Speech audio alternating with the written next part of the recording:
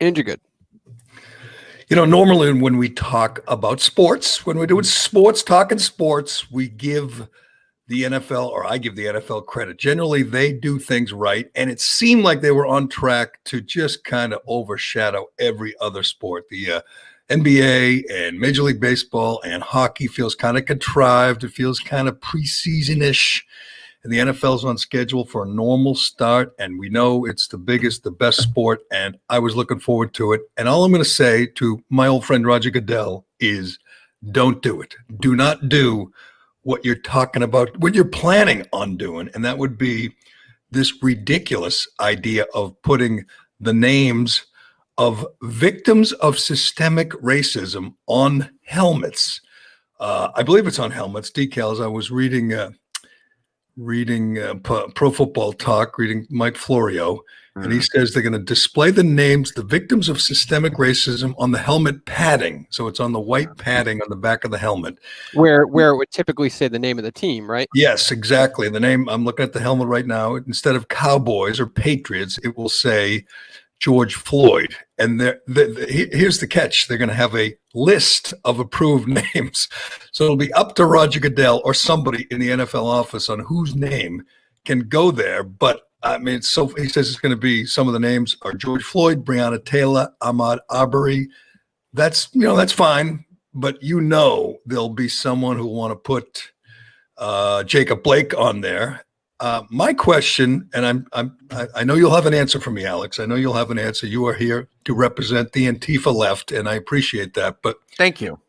Who says that any of these, Breonna Taylor, who says George Floyd are victims of systemic racism? I mean, that's not definable. You can't come to that. I don't know where you're getting that. I don't know why you say that. I have articles that say victims of police brutality. Well, I'm telling you, I'm reading Pro Football Talk, reading it does say police violence and or systemic racism. The headline. Well, I mean, Ahmaud Arbery would be, I guess, systemic racism because he was not killed by police. He was killed by neighborhood vigilantes, right, who were patrolling the neighborhood.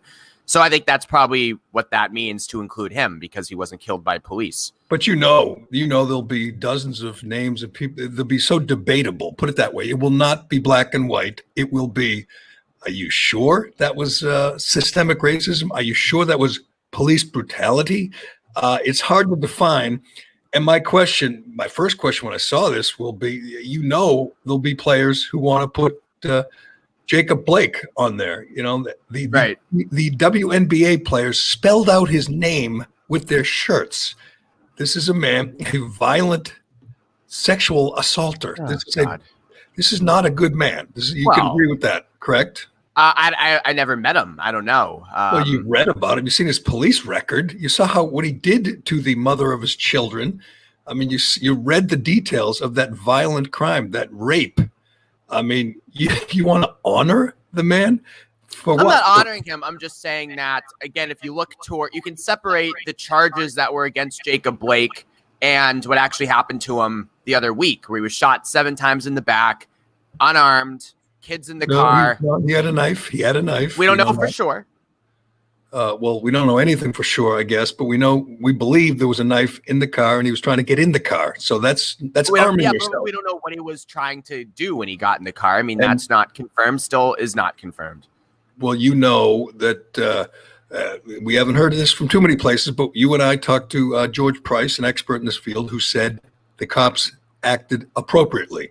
So that's at least debatable, Alex. That's at least. Well, and you had our president last night say the cops choked, just like in golf, where you miss a putt.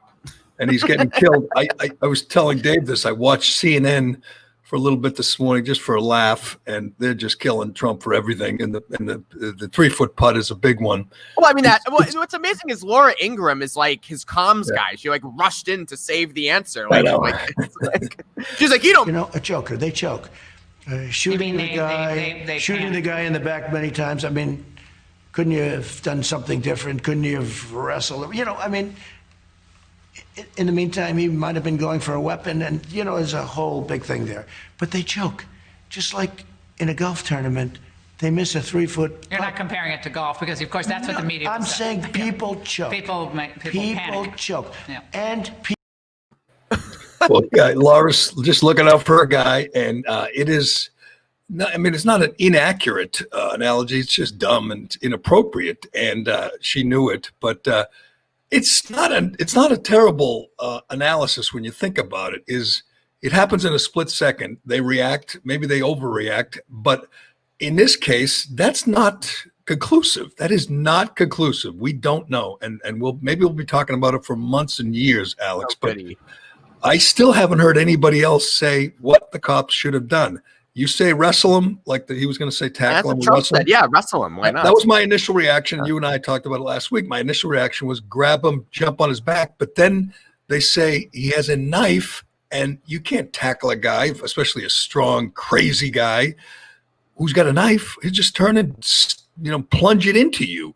I think, and George Price, who we talked to, was a former tactical instructor for the Department of Justice, said they acted appropriately. And every time I tweet about this, I get 100 responses who say, 7 shots? You really need to shoot him 7 times, as if the number of shots is the problem. I mean, I think the more times you get shot, the more dangerous the outcomes become, correct? But it either calls for lethal force or it doesn't, is my point. So, I think if it calls for lethal force, they did what they had to do. The idea that he's now a martyr is bizarre to me. Again, WNBA's as woke as it gets. These are real big feminists. I don't know if you heard last night. I'm sure you're one of your one of your websites, Out Sports, will be writing about this. But we covered the WNBA. Yes, a woman in the WNBA last night set the league record for assists in a game with 18, and she got the record breaker passing to her wife for the basket. Oh. The wife hit the shot, so that was historic. I don't think that ever happened in the NBA. Has any guy ever made a pass to his husband? No, but we'll be there to cover it when that does happen. Someday, Alex. But I find it amazing that Drew Brees is practicing now with Jacob Blake's name on his helmet. And I saw it. You're very angry about this. It's just bizarre. Why do you care? This is what we do, Alex. We care about everything. Why do I care? It's because what we talk about. I know. Are you serious? That's one thing to get Jerry so angry. You say, who cares? Why do you care? I tell the NFL is pick your spots. I am surprised at the number of people, and I know I don't have a lot of friends, and I don't talk to a lot of people, and you do. I'm surprised by the number of people who are turned off, not just hard right-wing zealots like me, but people who say, enough with the commentary and the names and the Black Lives Matter on the court and the press conferences about Breonna Taylor. Just pick your spots. I think they're overplaying their hand. I don't think anybody wants to see the NFL go full LeBron James NBA. I just don't. Well, I don't think the NFL will, because there are so many players and it's just a bit of a different mentality. But I mean, yeah, you're seeing black athletes and really stand up and make their voices heard. And I just don't understand why. Like, what's so bad about that? So athletes speaking up, using their platforms. I mean, what is at your core the issue with that? Because it's the most intolerant part of society right now, sports. And we talked about this yesterday, and I feel more convinced than ever that you're going to see it. I don't know when, maybe in the NFL, maybe there'll be one, crazy redneck lineman, Richie Incognito type, who comes out and just says, I love my country. I love my president. I would never kneel for the anthem. Sort of like what Drew Brees did. And he will be a pariah. This is a monolith. You cannot step out of line, or you will get vilified by your teammates and by the whole league. We saw it happen with Drew Brees, Alex. If it's just some lineman or some linebacker, for the Carolina Panthers, who says, I'm not going to sit there and honor Jacob Blake or even George Floyd. I don't feel it's appropriate. That guy will be crushed by the rest of the league. Well, and I mean, like, why would you say that? You're not going to honor George Floyd. I mean, why not? I mean, just stay. It's not your time. It's not your time. So the left, the hard left, the Alex Reimer left is the most intolerant.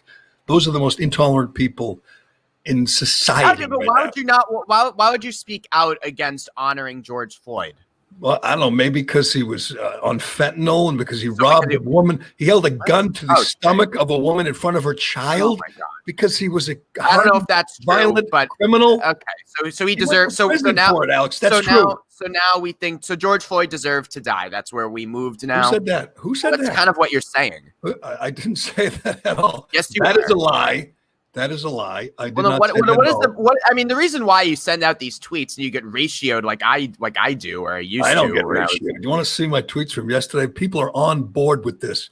Like Mark James, who tweeted yesterday that Tuca's a disgrace and like is still getting quote tweeted into oblivion. Mark James, he's back from the oblivion. I got a question for you, Alex. Yes. And this is, do you know who Tamaris Bohannon is? I do not know. Who is that gentleman? You don't know who Tamaris Bohannon is? I don't. Should I know? I can Google right now. I want you to say his name. Say his name. Tamaris Bohannon. He's a St. Louis police officer. officer. Oh, right. Yes. 29 years old, father of 3, murdered in cold blood a couple of nights ago, shot in the head. I don't hear Doc Rivers crying over Tamaris Bohannon. I don't hear. What if someone wants to put Tamaris Bohannon's name on their helmet? You think they'd be allowed to do that?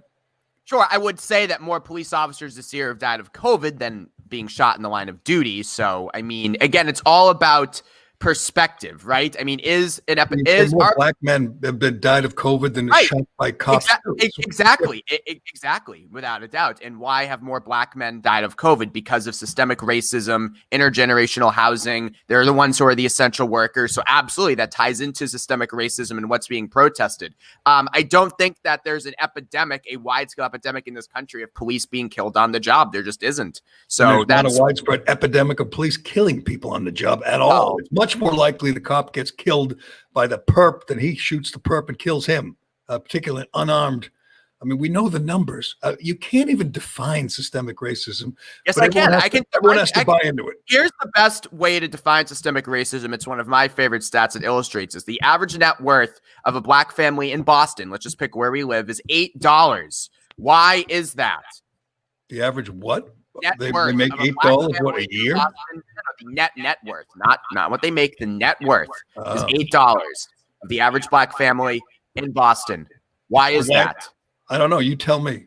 Systemic racism, because they have been. What do you mean? Because for generations they've been held out of housing. I mean, I've been reading a lot about housing the last couple of weeks. What happened in this country after World War II? They're denied federal loans, redlining. I mean, they weren't part of the GI Bill, Jerry. They came back from World War II. White veterans could have went to college on the GI Bill. Black people were not eligible for that. I mean, that set black people behind generations. Slavery still was not that long ago. So when you talk about systemic racism, that's what we're talking about. Systems that have been put into place to hold people of color back. Okay. Is that still the case now? Is it still the case they don't allow black people to go to college? Or is it just the opposite? I think it's systemic anti-racism. I think there's been measures placed in place, affirmative action, quotas, schools we've seen get in trouble. Ivy League schools getting sued because they have put measures in place to assure more black students, more black kids accepted. It's just like in the workplace. You've seen it. They're trying to correct the errors of the past. It's not the case anymore. I mean, you look at slavery. Where do black people live? A lot of them live in the inner city, low-income areas, and public schools, even before the pandemic, were terrible in those areas. They're set behind because racists like Barack Obama will not let them choose their school. The hard left fights for the teachers union. The hell with the kids. They don't care about the kids. They care about teachers unions, and they will not let these kids escape these failing schools. But I don't want to do that today. I want to ask. I mean, I'm not surprised you don't know who Tamaris Bohannon is, but what if a player wants to honor Tamaris Bohannon? That's the kind of issue, the unintended consequences you're going to get from this policy of going all woke and having names of victims of systemic racism on the backs of the helmets. It's not going to go over big. It's a mistake for the NFL. I think they're all going to go. When you say don't go over big, like what do you mean? Are people not going to watch the NFL because of helmet decals? People, not most people. Well, how are the ratings for the NBA? How are the ratings for baseball right now? I think people, not everybody, and not even most people, but some people are tired of it. They're tired of it.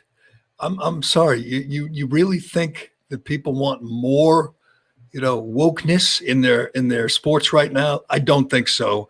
I don't think it's ever had an impact on the ratings. It didn't a few years ago when Kaepernick knelt, and it doesn't. It did. Yeah, I mean, I don't think so. And I mean, if you watched, for example, like any of these NBA games, like Rockets Thunder last night, great game, 1-point game. I mean, they didn't talk about social justice during the actual game. I mean, they do it in a post-game interview. Like it's not part of the game. Do they still have the little expressions on their shirts? I totally agree with Alex. I think everyone's head is just out of it. I don't think any of this stuff has. I mean, I know we see it on Twitter. Twitter's not real life. Right. And how soft we'll see because football is different. Football is better and bigger, and football is on time and on schedule. And there's lots of interesting matchups. It was funny. I talked to yesterday randomly an NFL ref, and he was talking about how some of the refs, are gonna be kneeling. He's not, but he knows some of them will. It's got to the point where refs and by the way, if a bunch of refs kneel, the ones who don't kneel are going to be the pariahs. I think, and I've said it many times, that on opening day, Tom Brady is against Drew Brees. On opening day, the two of the biggest stars, they're both going to kneel, and it'll piss people off. There'll be enough. You think Brady will kneel? Brady will kneel once. That's my prediction. Once. I think Brees said he's going to do it before the anthem with all his teammates, like the Cowboys did. Right, that's not really a. But Brees is. I mean, I think they'll be studying the Drew Brees example for years to come. This is a guy who was absolutely vilified by his colleagues for saying he loves his country and he would never kneel for the anthem. Immediately he was called racist, a bigot. Shannon Sharp, as I mentioned yesterday, wanted him kicked out of the league for saying he loves his country and would never kneel for the anthem. He had to apologize. Last count was 6 or 7 times. His wife apologized.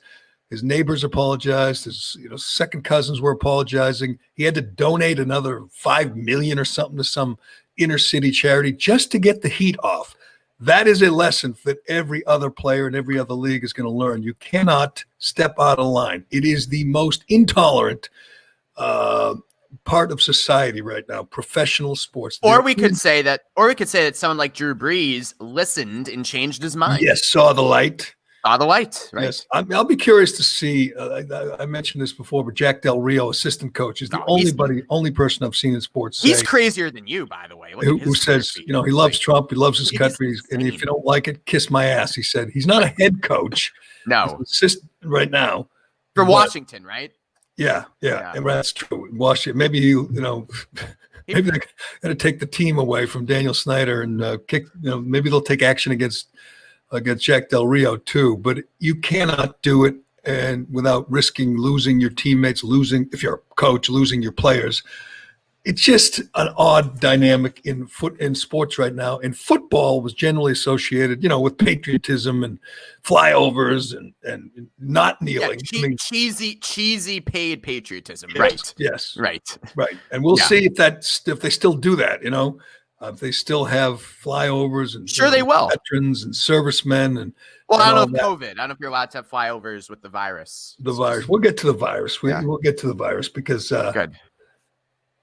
I'm not sure. You're sort of a news junkie. Sometimes you amaze me at things you don't know, like Tamaris Bohannon's name. Do you remember David Dorn? Do you know who he is? I know he is because we talk about. I'm sorry, Maddo last night did a full interview, Jerry, with New York Times writer Michael Schmidt, who has a book out on Trump and Russia. There's more to uncover. Jesus, shut up, Trump and Russia. That was the dumbest thing that ever floated.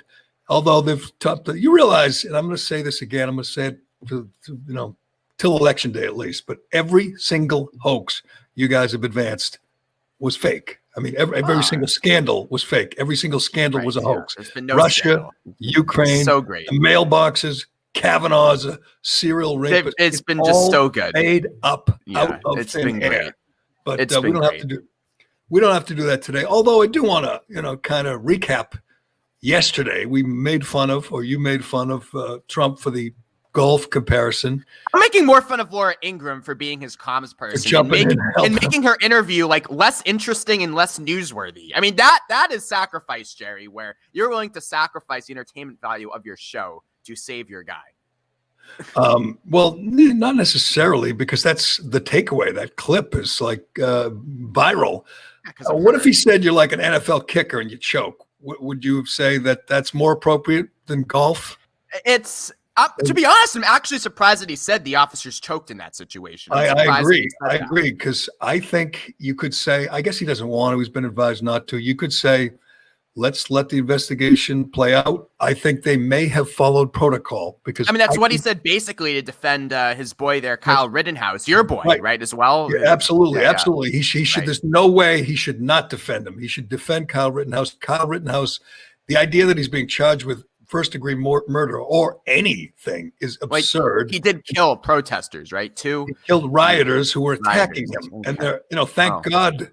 For once, thank God, everything's on videotape and everything's photographed, because we have examples of all three of them, the two who died and the other guy who had his arm blown up, all three of them attacking Kyle Rittenhouse. Now, Kyle Rittenhouse was there to protect businesses because the cops wouldn't do it. The cops, because of a Democrat mayor, are told to stand down. Businesses are burning, being destroyed. Business owners are being beaten up.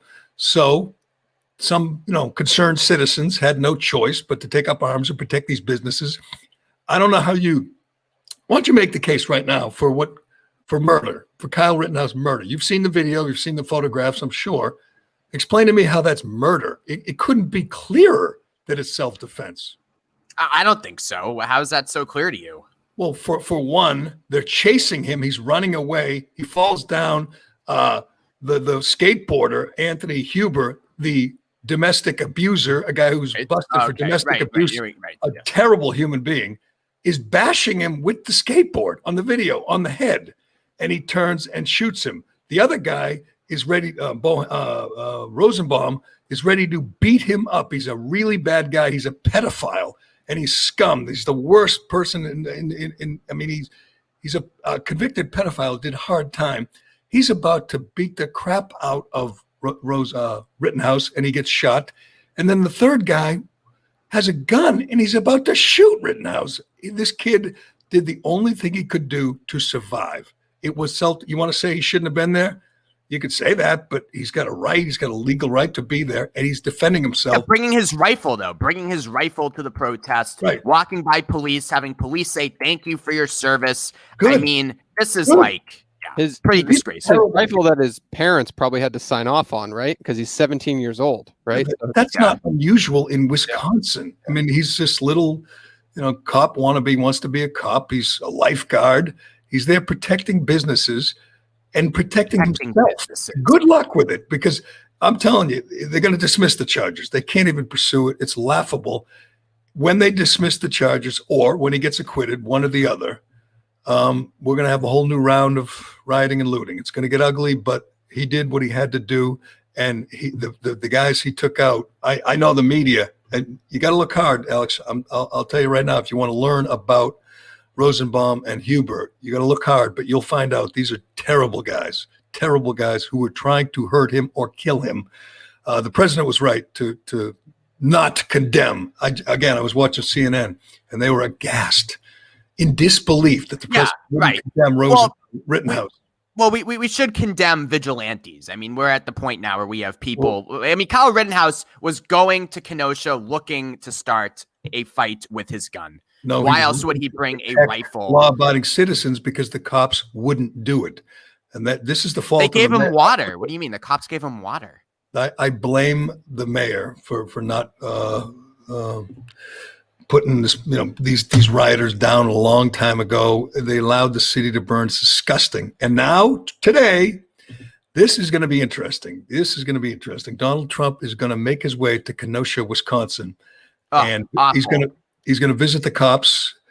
He's going to visit store owners, shop owners, maybe the immigrant who owns the car dealership that was destroyed when they burned all his cars, in the name of what? Racial justice for Jacob Blake. They burned every car in the lot. It's ridiculous. But Trump going to Kenosha is only meant to further incite the violence and incite more riots. And that's what Trump wants. Trump wants the violence. Do you think if he didn't go that they would settle down and thered be no more violence? It makes it worse. There's nothing. Donald Trump, though, Jerry, you know as well as I do, has no interest whatsoever in actually helping a community heal, if you will. He just wants to spread more division and rile people up.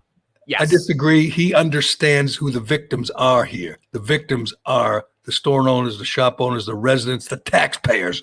That's who he's going to go see. If you want to see what appeasing or placating these mobs, what it does for you, watch what happened last night. Look what happened. Review it in Portland last night. It's amazing. This absolute clown, Ted Wheeler, this mayor, it was his birthday, and he's been telling the cops to go easy on Antifa because he's afraid of them, and he's like all Democrats. He's trying to placate the mob.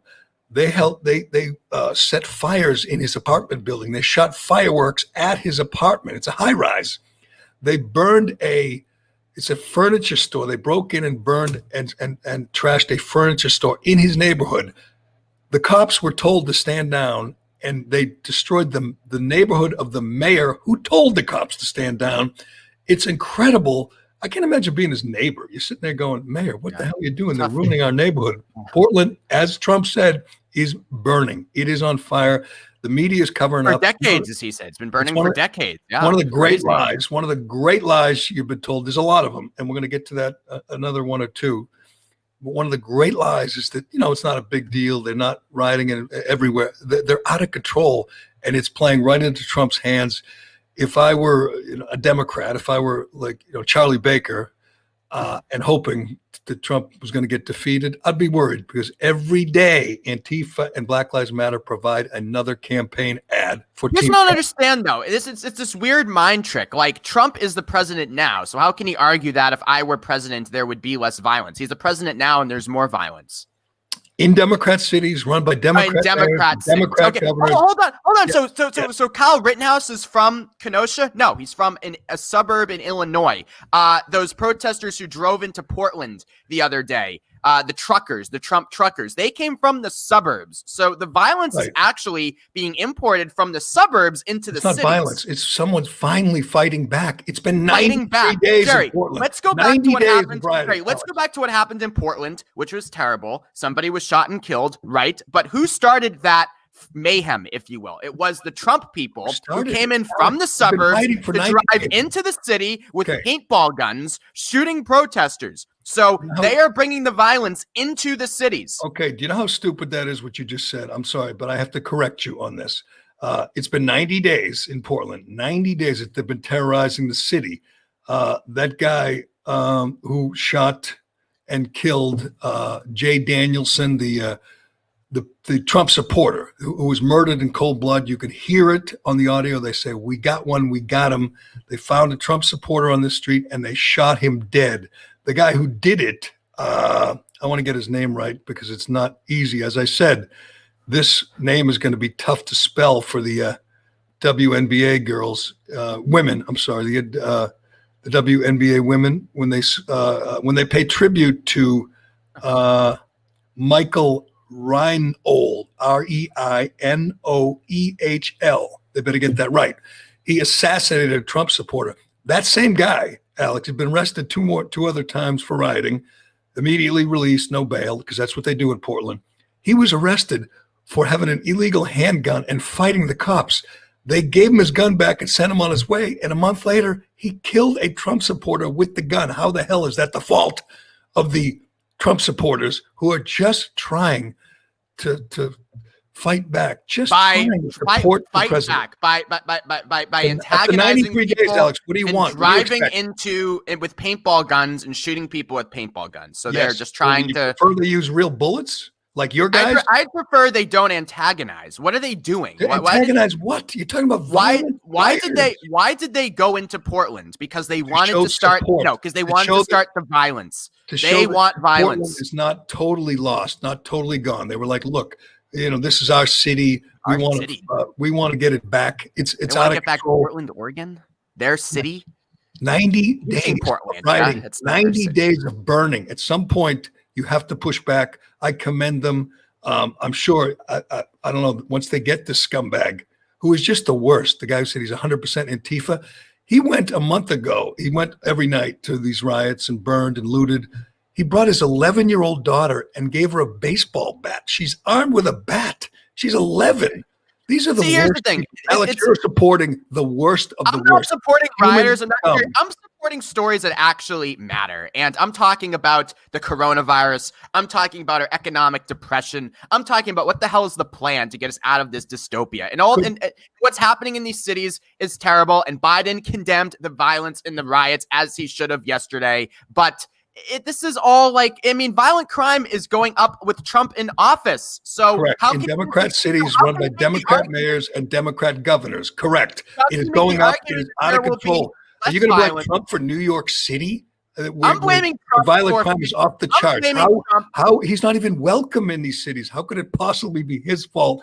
But good point. I'm blaming Trump for being the worst leader at this time of racial crisis. He has not said one constructive thing about this. He wants to fan the flames. He's the worst leader for these times. I mean, that is my point. It's a stretch. I know that's the memo. The memo went out to Democrats everywhere. The Democrats on CNN and NBC, Washington Post, New York Times. They're all on the same email chain as Pelosi and Schumer. They're all in the same email chain. They all got the same talking points, and they all started blaming Trump for the violence. It ain't gonna work. It's just so silly. A month ago, 2 weeks ago, there was no violence, and now all that violence, that's Trump's fault. You can't get your story straight. No, I'm saying that there's Trump is in office now, so he is amazing that he doesn't take that quote he said at the start of the coronavirus. I don't take responsibility for anything. That is so true. He's never taken responsibility. I want to get to the coronavirus, but we got to get to Biden because you brought it up. This is your leader, your candidate, the guy that you think will improve things in this country if he gets elected. He was asked about, I don't know what, asked about the coronavirus, correct, Cullinane, yesterday. Okay. And he gives a typical Joe Biden answer. Maybe you can interpret this for us, Alex. COVID has taken this year, just since the outbreak, has taken more than 100 years. Look, here's the lives. When you think about it, more lives this year than any other year for the past 100 years. That guy is not fit for the office of the presidency, but you think things will improve under Joe Biden? Absolutely, yeah. By the way, whose running mate Kamala Harris, led a fundraising drive for the rioters in Minneapolis, the Freedom Fund in Minneapolis. She and her staff, and Biden's staff too, by the way, 13 people on Biden's staff donated to bail out the rioters and looters who burned Minneapolis, who burned AutoZone and terrorized the citizens and destroyed that neighborhood. She bailed them out. Good luck with that in the general election. Yeah, I mean, I haven't followed that particular story. I have to investigate it. But I mean, Kamala Harris, who last week you were telling me was this draconian district attorney and attorney general. I was not telling you that. That's not one of my talking points. Trust me. Well, a lot of people on the right have been saying that Trump is to the left. But now she's bailing out rioters. Like, it doesn't really work. And Joe Biden said it yesterday, where, to be honest with you, I saw clips. I thought Biden was fine yesterday. I mean, the point that Joe Biden is this radical, crazy, violent socialist He's not. He's a Trojan horse. He's a front man. Nobody believes it. And it's ridiculous. He's not. No, I never said that. I mean, obviously, he's the farthest left, the most leftist presidential candidate we've ever had on a major ticket. Yeah, right. I mean, he's against fracking. I mean, he's going to ban fracking. He wants to ban the combustible. He said the exact opposite yesterday. Well, we have him on tape, Alex. He's lying. We have him on tape. And you know what he can't control? He can't control Bernie Sanders and AOC and Ayanna Pressley and the real power behind the throne. The real power, AOC, who spoke for a minute at the DNC and endorsed Bernie Sanders. I mean, so what are you talking? He's a bumbling, stumbling fool who doesn't appear dangerous. He's just a nice old man. But once he's in there, Sanders has made it clear. He's dragged Biden to the left, and he is going to, and he owes Bernie, and Bernie is going to be there saying, okay, here's what we're going to do. And it is going to be disastrous. Right. Do evil things give everybody health, like want to give as many people health care as possible. Right. Okay, that's so evil, terrible. Here's what he actually said yesterday. Does anyone think there will be less violence if Donald Trump is elected? He's using the violence as a threat, saying, if you elect Trump, my guys, my people, Antifa, Black Lives Matter, they ain't stopping. You want to stop the violence, you got to elect Joe Biden. But his failure to call on his own supporters to stop acting as an armed militia in this country shows how weak he is. Does anyone believe there'll be less violence in America if Donald Trump is reelected? He's right. I mean, he's absolutely right. His supporters just got one of his supporters just got assassinated in Portland. His supporters aren't part of this, and everyone knows it, Alex. I'm telling you, it's not a winning strategy to say those violence. That's Joy Reid, who's insane. She's disgusting. She's a liar. She's a homophobe. And she says all the violence is from right-wing extremists, which is laughable. I mean, of course it is. Yeah, I mean, right-wing extremism. Right-wing extremism, Jerry, is the biggest cause of domestic terrorism in this country. It is not. It is. And has been. And by the way, that's not a Trump point. That's been the case before Trump. So I mean, it's not the case. You know it. I mean, you're going to blame your lion eyes and say you don't see it every day in Portland and Kenosha. You think those are right-wingers? It's laughable. I think Kyle Rittenhouse went to Kenosha with a rifle looking to start trouble. And was attacked by Antifa people. Yeah, he had stuff thrown at him. Yeah, he had stuff thrown at him. But was he supposed to allow them to bash his skull in? Or how they were bashing his skull in? There's a video of him taking the skateboard and hitting him over the head. They're trying to kill him. Yes. And he did what everyone has a right to do. He protected himself. Right now, by the way, Antifa is working hard to find out, where he's being held, which jail would sell, because they want to kill him. I don't think they're going to be able to get in. So you never know. These mayors, these governors, sometimes police chiefs. Oh, really? The police chiefs. Okay. Sometimes speaking of police chiefs, see what I got. Bruin. Guess what? I'm wearing a police shirt too today. Are you? Boston University Police. Yeah. BUPD. I got my BPD, in honor of the Bruins who lost yesterday. Break down that one. What do you think about the game? Just so you know, this is what the Boston Bruins photoshopped out of a photograph. Charlie Coyle had this shirt on that I'm wearing. It's got the Bruins logo with the PBD. It's celebrating the alliance of the Bruins and the police, the Boston Police. Charlie Coyle had this T-shirt on, shooting baskets, and an executive for the Boston Bruins, working in cooperation with the Boston Globe, of course, had it removed because they didn't want, Coyle to have to explain why he likes cops. It's absurd. And you got to wonder if that situation with Tuukka Rask is one of the reasons why he left the bubble. I mean, you just have to ask. Oh, that'd be wild. What have to ask the question. I left the bubble because I don't want to play for people that hate cops. But I got a nice care package from a wife of a Boston police officer thanking us, Cullinane, for our support. Yes. And very nice note. So never let it be said that I don't support the police, because I'm wearing a BUPD shirt today as well. BUPD? Yes, the Boston University Police. I'm a big fan. Wow, they like you? They like AOC? Do you let the cops pee in their bathrooms? That's a good question. What would happen? What happened to the Berkeley College won't let the Boston cops use their restrooms. Well, that's fine. Because they're just so woke. It's just disgusting. They are woke. But I'm looking forward to, like, on a daily basis, Biden's gaffes. Just the utter buffoonery is worth watching every day. He left his basement, which was odd. I think he's feeling the pressure. He's got to get out of the basement, and gave pizza to a bunch of firemen, and he just got heckled by some guy that knows he's against fracking and does not support Biden, and Biden doesn't know what to do. He doesn't know how to handle the heckling. He's at that point. He's like this cranky old man who's going to snap at people that give him a hard time when he's out on the trail. I look forward to it. I'll tell you what else I'm looking forward to today, Alex Reimer. Today could be the end of the Kennedy dynasty. I've said this for months. That I'm torn. I should say hate Joe Kennedy. I'm not a fan of Joe Kennedy. He likes you. Hold on, Joe Kennedy. So when I was a very famous political operative in the State House for quite a long time, I met Joe Kennedy at an event last fall. He pretended like he knew me. I don't know if that's true or not, but he said he's a big fan of Jerry Callahan. So I met him and he was very nice. He said he listened to my old show. And I was surprised, and I've heard good things about him. He's a nice, I only talked to him for literally like 90 seconds, but he comes across as, and you can tell that he tries to do this. He comes across as very humble and, he seems like a nice guy. I mean, he does. So I said that. I said I met him. He seemed like a nice guy. And Markey is not a nice guy. Markey is a terrible guy and a terrible senator. And he's hitched his wagon to AOC. And he's 74 years old. And it's time to go.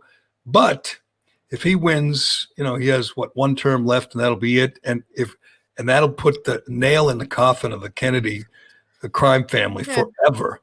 I mean, I'm not blaming Joe Kennedy for the crimes of his degenerate uncle or his great uncle, his great uncles, but it will be nice to see Massachusetts just show the door to the Kennedy dynasty. I can't believe it because usually, Kennedy's, and this kid is fairly articulate as Kennedys go, and he's been pandering his ass off to everything, talking every day about racial injustice and environmental injustice and all the usual talking points. So I thought he'd prevail, and I was looking forward to seeing Markey just go. But here are the latest polls. This is from 2 days ago, Alex. UMass Lowell poll, 52-40. Markey's winning. There were two other polls, 50-43 and 51-41. Today's election day in Massachusetts, and Markey is going to win. Kennedy is going to lose. He's not going back to the Congress, to the House. He's out. And he's the last elected official in this detestable family. And that's a good thing. I mean, I hate to celebrate it because the Globe endorsed Markey, which is amazing. The Globe endorsed Kennedy's opponent. Usually the Globe just waits for their orders from the Kennedy family, from some Kennedy operative, and they do what they're told. That's what they've been doing for decades. They flipped the script, man, and they went with Markey and against Kennedy, and their guy is going to win. Maybe there'll be some miracle and the Republican, this Kevin O'Connor, will prevail in November, but I doubt it. I doubt it. But isn't that amazing? Like today, the headlines are going to be everywhere. It'll be CNN and Fox News and everywhere else that the Kennedy dynasty is no more. Well, I mean, the issue is, and I voted for Markey with a mail-in ballot. Very excited to do that. Yes, I voted 8 times for Ed Markey. I got 8 mail-in ballots, so I voted 8 times. I wouldn't be surprised. Why? Just because he's an AOC guy? Is that why you voted for him? Yeah, I mean, I don't think that Kennedy ever really articulated why he was running, besides the fact that he thought it would be easier to beat Ed Markey than beat Ayanna Pressley in a couple years when she runs for Warren's seat if Warren steps down. So I think that's really why he never articulated why he was running. And in terms of policy, I mean, Ed Markey, I know you hate him, but he's been a leader on environmental issues for decades. Big telecoms guy, Jerry, for decades as well. Right. He's the worst. He's a genuine progressive, has been for a long time. He's been ahead of the curve on a lot of these issues that are now in vogue.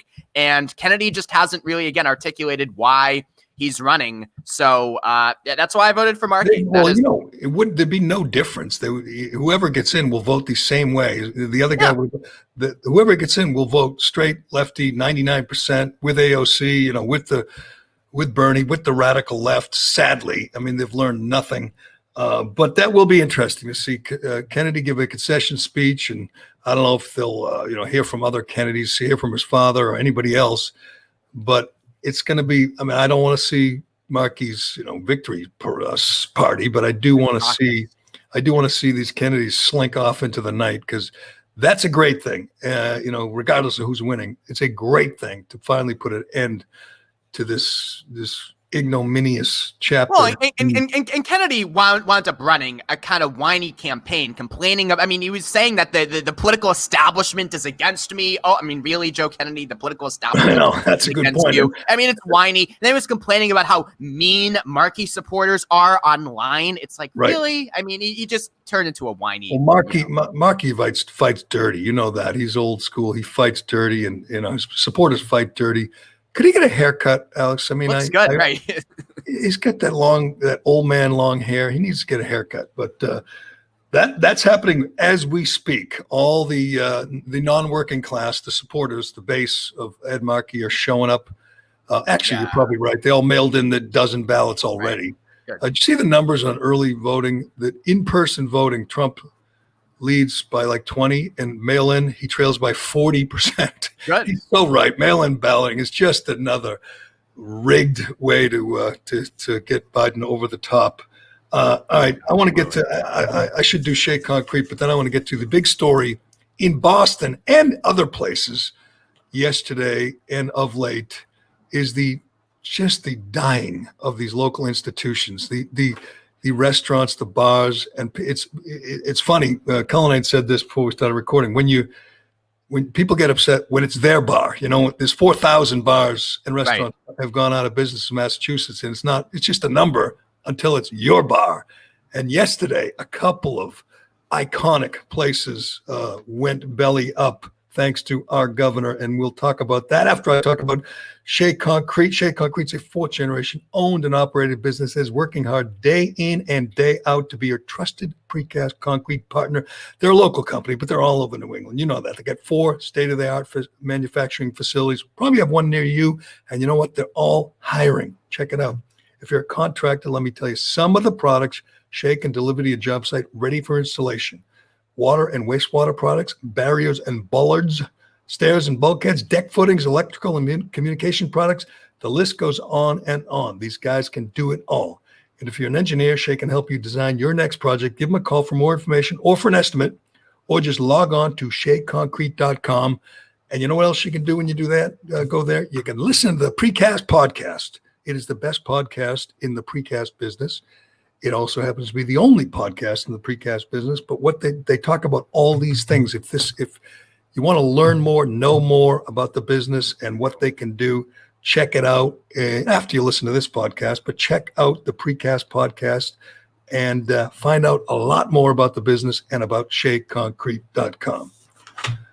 Yesterday, and this has been happening almost on a daily basis, I tweet about it, and it gets people going because it is outrageous. Alex, you mentioned the COVID and coronavirus earlier. It is the biggest lie we've ever been told. The biggest lie we have ever been told is that 180,000 people have died of the virus, and kids are susceptible, and kids shouldn't go to school, and business shouldn't open, and kids shouldn't play sports. It's one big freaking lie. We learned this. I know. Go ahead. A lot of rebuttals. I hate to give you facts and information and news, but I'm going to do it anyway, Alex. I mean, you can read up if you'd like. You don't have to, but it turns out the big number is 6%. I know. 6% of the deaths were actually caused by COVID. 187,000 dead. It turns out only 9,200 died strictly of COVID. The rest, or 2 or 3 comorbidities. Can I ask you a question though about that statistic? Just let me finish. It was a lie from the beginning. The percentage of the population of 330 million who died of COVID is 0.00001. Very nice. I don't know there, but it's very, very unlikely. The schools never should have been closed. Sports never should have been suspended. It was a lie from the beginning. The 2 weeks to stop the spread, to flatten the curve, was a lie from the beginning, and they are still lying to you, and it is costing people jobs and bars and restaurants and businesses and their life savings. It is the biggest lie we have ever been told, and there doesn't appear to be any end in sight. Go ahead, Alex. Okay, well, I would say that statistic, 94% of people who died of COVID, according to CDC, had underlying conditions. But if they didn't contract COVID, they would still be alive, right? No, that is not true. They had comorbidities. They had other fatal illnesses. Right. But and they contracted COVID and died. Heart disease. Right. They contracted COVID and they died after they contracted COVID. So COVID didn't kill them. There was a number out of the combination of COVID and their underlying conditions. There was a study out of Italy that said 2/3 of the COVID deaths wouldn't have made the end of the year anyway because they were very old and they were very sick. It is putting the final nail into people who are very old and have cancer and have heart disease and have respiratory disease. I'm not saying it's helping matters, but it is killing people who are dying of other things. The idea that because of this disease, because of this virus, you should shut schools. And by the way, teachers are still refusing to go to school and do their jobs, which is absurd, and cancel sports and put businesses, bars and restaurants out of business It is a friggin' lie. I don't know what more people can do. See, here's what I don't understand about you. Like, I mean, we kind of agree on COVID, Jerry. I mean, I think schools should be open. In Massachusetts now, the positive test rate is below 1%. Below 1%. Okay, so I mean, fewer than one out of 100 people who get tested come back positive. I agree on that, and I think politics, I've said it on the show, is driving now a lot of the decisions to keep schools closed. But we have to. I mean, you can't tell me, Jerry, that this has been a hoax. You're a smart guy. That CDC statistic, Jerry, does not mean that only 6% of people died of COVID. It means that I didn't say it was a hoax. I said you kind of what you said. You said it's a lie. It's a lie. The lie is that kids are in danger of dying if they go to school, if they play sports, if they go to a restaurant. Kids, or we know who it kills. We know it kills the old, the elderly, right, and the obese, the vulnerable, people with other comorbidities, right, which is a lot of people in our country. Conditions. The chances of it killing you if you're a college student or a college athlete or a high school athlete is non-existent. It's not there. Okay, I wouldn't say it's non-existent, but not just, the usual suspects, the Boston Globe or, CNN, the usual people who have an interest in bringing down Trump and helping Biden. So they lie on a daily basis. But you hear these suburban moms who are afraid to send their kids to school, and their kids, if they don't go to school, are facing much more danger, emotional problems, mental problems than they would if they went to school. That's a freaking fact. And at some point, people have to rise up. Yesterday, and we're bringing this up because a bunch of restaurants every day, now I think we're over 4,000 bars and restaurants that have gone under in Massachusetts alone. It's more than a quarter of them. It's going to be up to, who knows, a third, a half before November 3rd, when Charlie Baker will, if his guy Biden wins, he'll be happy and he'll probably ease the restrictions. But yesterday it was a legal seafood, an iconic one. It's in Park Square in Boston. The Fours, which is perhaps the most popular, most famous sports bar in Boston. It's right near the Globe. It's right below the Legacy Club where we are often. And it's hard to believe because it was so popular. You just think of these institutions as, invulnerable. You don't see, so what if they take a few months off? When they open up again, they'll be packed. They're gone. They're gone, never to return. And our governor, he was confronted the other day by a restaurant owner, and he just blew the guy off, just was a total dink to him and blew him off. The guy's life is going down the tubes, up in flames. And he wants to know why, because his restaurant is not full of obese 85-year-olds. If they get the virus, everyone's not going to die. Most of the people who go to the Fours, if they got the virus, wouldn't even know it. Well, here's the question that I have. Like we've had so many news stories the last week about the University of Alabama, right? There's been like 500 cases or whatever. My question is, how many of these cases are severe? Are they being ill? Are they going to the hospital? Because otherwise, I don't really care about cases, to be honest with you. I want to know if they're ill, if they're going to the hospital. I mean, so they get sick or they don't get sick. You're a good example. You're a guy, you're in your 20s, you're in good shape. You're not fat at all. And I assume you have a lot of friends similar. I mean, I do have friends. You guys, amazing. I mean, there are no jobs out there. I've seen my daughter just graduated and she got a job, but it wasn't easy. Good for her. Because there's so many places that just say, don't, talk to us after the virus. Businesses are barely hanging on. And it's not because of the virus. As I tweeted yesterday, it's because of the reaction or the overreaction to the virus. In New Jersey, the same deal. They have a petty tyrant for a governor, a high school classmate of Charlie Baker, Phil Murphy. He's not the worst because he's right next to Cuomo, but he's one of the worst. And he has put gyms and restaurants and bars out of business like as much as Baker and Cuomo, just destroyed private industries. They're easing up on the restrictions on Friday, big concession, Friday, the end of this week before Labor Day. They're going to be allowed, restaurants are going to be allowed to fill up to 25% of capacity. Now that does nothing.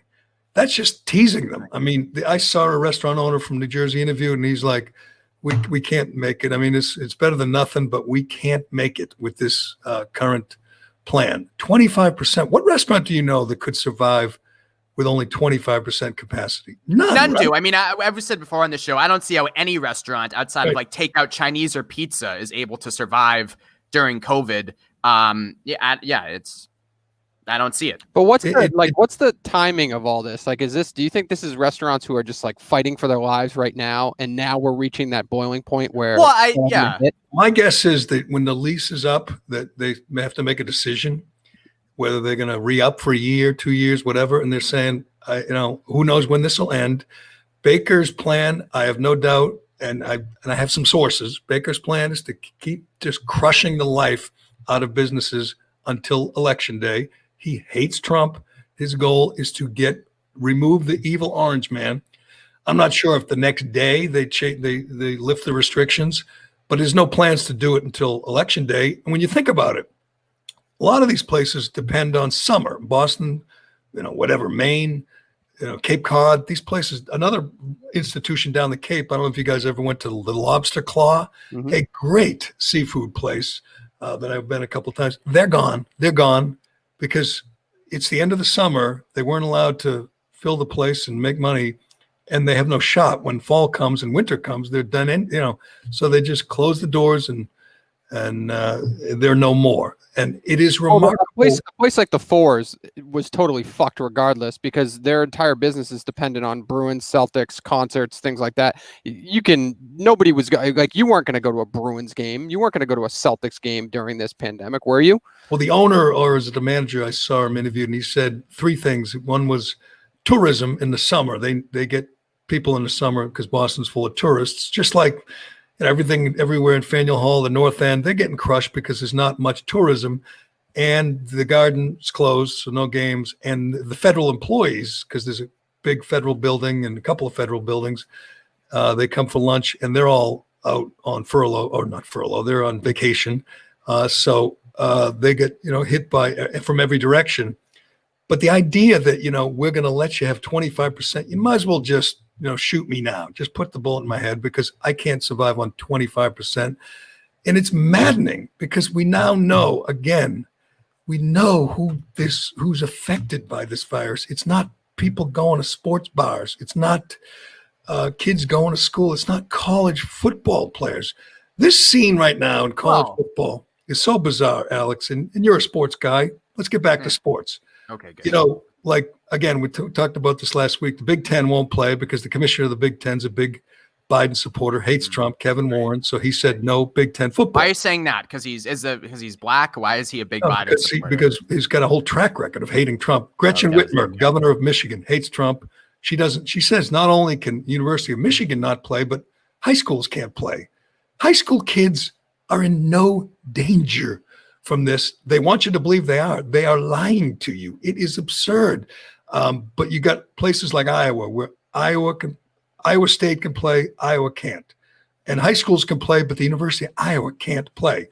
You have places like Indiana where the University of Indiana and Purdue can't play, Notre Dame can play. So the virus only attacks certain conferences? Is that what we're supposed to believe? It's just so ridiculous. Well, but we had such a failed federal response to this as well, Jerry, where we had a lockdown in March and April and got none of the benefits and all of the negative consequences from it. We didn't have a robust testing and contact tracing program. Not to go through that again, but that would be the answer, right? If anybody could get a test, though, at any time, then that would be an answer, because then you could go out free, still wear your mask. Why? Because you can virtually. I mean, you saw the number of tests. You saw the number of tests the other day in Massachusetts. It's off the charts. People are getting tested, and they're testing negative. Lots of people who don't need tests are going for tests. Well, that's good, though. Everyone, before you do, that would be the answer. Let's have events, and before you go in, you get an instant COVID test. We should have invested billions of dollars into this. All the money we spend. What this testing doesn't matter, because you could walk out, get a negative test, and get the virus 10 minutes later. Then it's but it doesn't matter. But here's the difference, Alex. In April, so it's better not to know, right? Okay. In March and April, well, how do you feel right now? Do you feel good? I feel fine. Yeah, fine. You look okay. Do you think you need a test? Do you think say you were going to go to go to work, go to school, and they said you need a test? You'd be like, but I'm fine. I don't feel anything. I don't have any effects. I would take it though. I've taken 2 COVID tests, and I'm happy to take more. I don't. I have 2. I've taken 1, and there was no reason for it. I knew I was fine. I knew I wasn't feeling any symptoms. I knew I wasn't a problem. But anyway, lots of people are doing unnecessarily. But as you point out, the positive rate is below 1. That means it's not a problem right now. It is not a problem. We didn't know enough about it in March and April. Would you agree with that, right? We didn't know it attacked certain demographics, the elderly. Uh-oh. Hello. There goes Jerry. There goes Jerry. He's off. What's going on with the COVID? He wants to keep today to an hour. He probably set a timer on that show. He did. Uh-oh, he's coming back. Oh boy, Jerry. Reboot. No, I like this. Jerry's never sounded better or looked better on our Facebook live stream right now. This is the Jerry you like. Yeah. This is the Jerry I like. He's muted and docile. You guys can't hear me. No, now I can hear you. Back now you're back, unfortunately. All right. Well, I think we'll see. This restaurant thing is going to continue till Election Day, and it's sad. It's sad. Ford's was a great place, legal. I mean, there's restaurants all over the cities, all over all these Democrat-run cities, the Democrat states that are just going to go under for political purposes, political reasons. You know what boggles my mind, Alex, is Baker's approval rating is still sky high, and he knows it. He knows that people, they want to be protected. They feel like they need, daddy government to protect them, to hold them to their bosom and protect them from the evil virus. They're stupid. Okay, they're stupid. If they approve of what Baker's doing, destroying businesses, they're idiots. But he's going to keep doing it because the Globe loves him and the approval ratings are good. Yeah, I mean, 20% of businesses I'm reading here that were open in January are either closed permanently or closed temporarily, and that'll only get worse. And I think to go back to what you said earlier, Dave, why now? Because a lot of these restaurants were like, okay, if the summer is as good as it's going to get, we have no chance of moving forward. And it's very sad. It's very depressing. And I just hope that people don't become complacent and accept this as just the way it is. This is not the way it should be. This is not a way to live. And every friggin' day we should be outraged and clawing and trying to figure out ways to get back, because this is it's literally the government shutting down your business, and then you have no other means to make money. And it's we agree on that these people shutting down the economy just to hurt Trump is outrageous. Absolutely outrageous. Well, there are ways we should be all about trying to figure out how to do risk mitigation and best operate as normal as we can until there's a vaccine, because just staying home, being isolated is not an answer 6 months into this. It just doesn't. Exactly. We know how to do it. You send kids to school, they play sports, you open bars, you open restaurants, and you keep grandma safe, keep her isolated. Sadly, unless you're out there protesting racial injustice, people are smart and careful, and they're wearing their masks and they're keeping their distance, and you can do it. And you can go to school and you can play sports.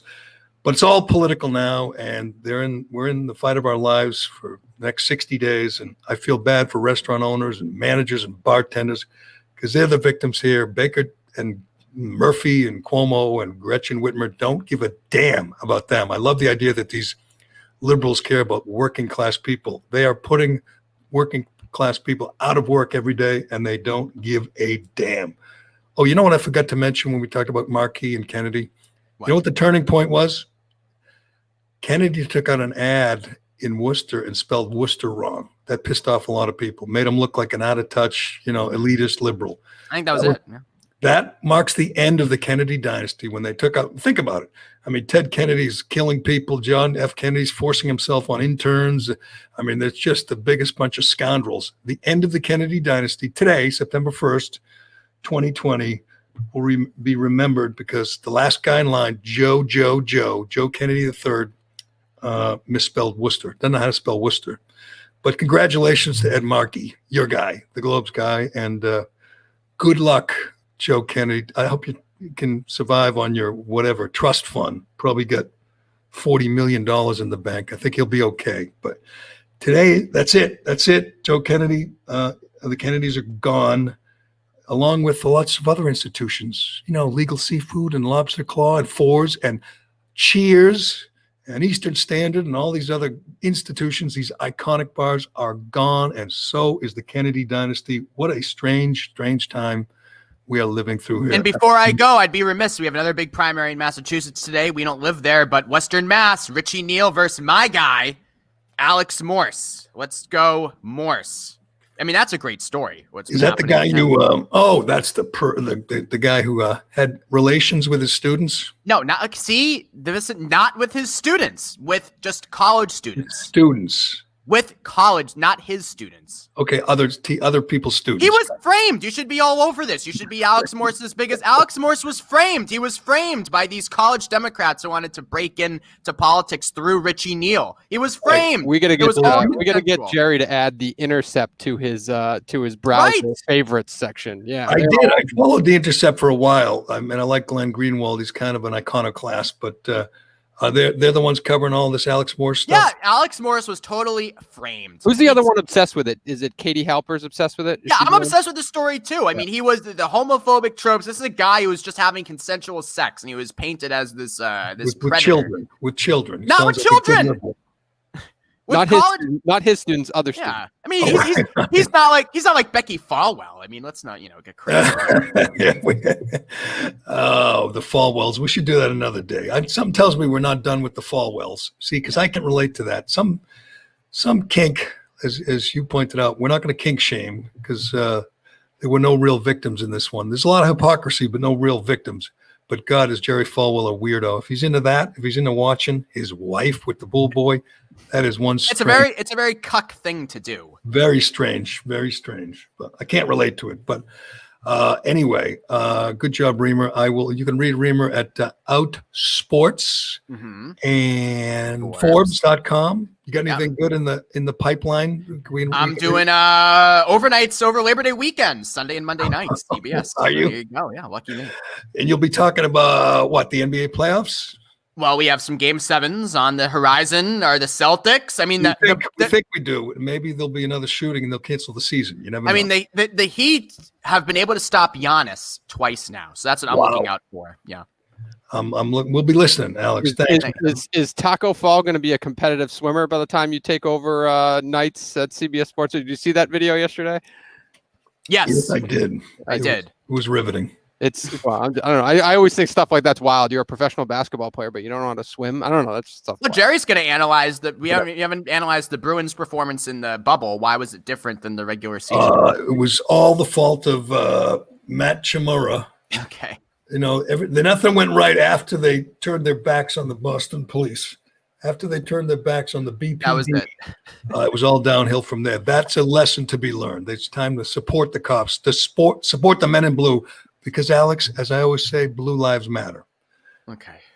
All right. Thanks, Reimer. Thanks to Allied Paving and Shea Concrete and DCU and all our wonderful sponsors. We've got a new one we're working on. I got to make this announcement. I should. Maybe it won't happen. Maybe it will. But we have another liberal who wants to join us, a fighter who says he likes you, but you need help in battling me. He's a big Black Lives Matter supporter. And we're going to talk to him today, and maybe he'll join us this week. He wants to set me straight. And here on the Callahan podcast, we're all for that disagreement, that debate. We encourage it. So maybe we'll have a new left-wing Looney Tune to go along with Reimer soon. We think that's going to happen this week, Cullinane? Yes, we think so. We're trying. So who is this person so I can sabotage him? His name is Justin, and we'll hopefully hear from Justin this week. I look forward to it, but hopefully he'll be not quite as insane as you, Reimer, but hopefully he'll be up for the fight. I'm up for it anytime, any place. All right, thanks, Reimer, and thanks, Cullinane. This is the Callahan Podcast. I'm Jerry Callahan. We will talk to you again tomorrow.